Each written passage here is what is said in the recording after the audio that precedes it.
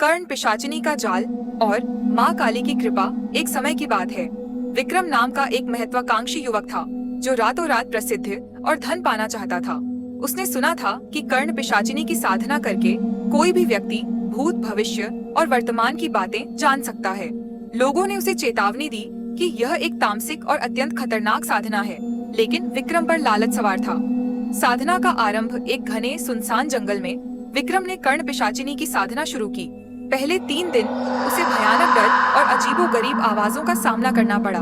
चौथे दिन एक अत्यंत मोहक और दिव्य रूप वाली स्त्री उसके सामने प्रकट हुई। यही कर्ण पिशाचिनी थी। उसने विक्रम से कहा, मैं तुम्हें दुनिया का हर रहस्य बता सकती हूँ, लेकिन तुम्हें मेरी हर बात माननी होगी और मुझे कभी भी क्रोधित नहीं करना होगा। विक्रम ने तुरंत हाँ कर दी, लेकिन शर्त पूरी होने से पहले ही पिशाचिनी ने अपना असली रूप दिखाना शुरू कर दिया। पिशाचिनी की गुलामी।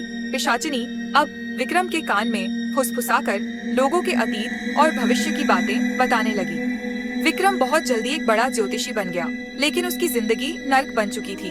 वह उसे किसी भी पवित्र स्थान पर जाने से रोकती थी। उसे हमेशा डर के साए में रहना पड़ता था, क्योंकि पिशाचिनी की इच्छाएं हर दिन बदलती थीं। पिशाचिनी ने उसे धमकी दी कि अगर उसने किसी भी तरह उसकी उपेक्षा की तो वह न केवल उसे बल्कि उसके पूरे परिवार को मार डालेगी। विक्रम का जीवन अब उसका अपना नहीं रहा। वह केवल पिशाचिनी का गुलाम बन गया था। उसके चेहरे की हंसी गायब हो गई और वह हमेशा उदास रहने लगा।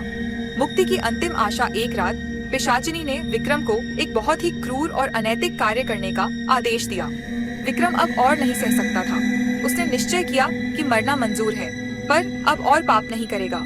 उसी रात उसने हिम्मत जुटाकर जंगल में एक प्राचीन और खंडित शिव मंदिर की ओर दौड़ लगाई। वह जानता था कि यह पिशाचिनी को क्रोधित कर देगा, लेकिन उसके पास कोई चारा नहीं था। जैसे ही वह मंदिर के द्वार पर पहुंचा, कर्ण पिशाचिनी एक भयानक डरावने रूप में उसके सामने खड़ी हो गई।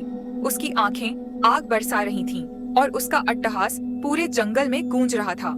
तुमने मेरा नियम तोड़ा है मूर्ख। अब तुम्हारी और तुम्हारे परिवार की मृत्यु निश्चित है। पिशाचिनी गरजते हुए विक्रम की ओर झपटी।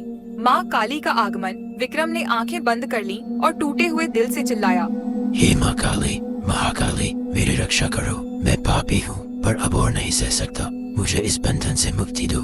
जैसे ही उसने माँ काली का नाम पुकारा, मंदिर के अंधेरे से एक तेजस्विनी, भयावह और अति सुंदर ज्योति निकली। वहाँ का वातावरण बदल गया।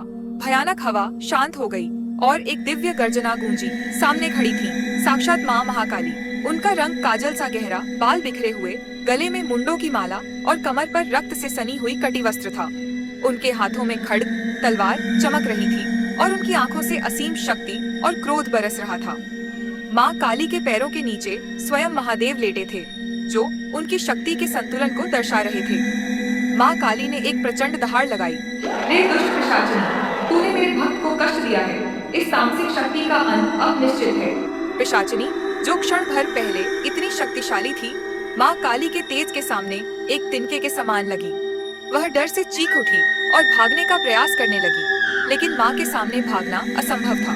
माँ काली ने अपने खड्ग से एक ही वार में उस कर्ण पिशाचिनी के बंधन और उसके अभिमान को खंड खंड कर दिया। पिशाचिनी की शक्ति एक काली धुएं के रूप में हवा में विलीन हो गई। उपसंहार। विक्रम जमीन पर गिरा हुआ था। उसके शरीर में जान तो थी, पर मन शांत हो चुका था। माँ काली ने उसे स्नेह भरी दृष्टि से देखा और कहा, उठो वत्स, लालच से की गई साधना का अंत हमेशा बुरा होता है। मैंने तुम्हें क्षमा किया, पर अब धर्म के मार्ग पर चलना। माँ काली की दिव्य ज्योति धीरे धीरे शांत हो गई, लेकिन विक्रम का जीवन हमेशा के लिए बदल गया। उसने उस दिन से भौतिक सुखों की इच्छा छोड़ दी और अपना सारा जीवन धर्म और सेवा के कार्यों में लगा दिया।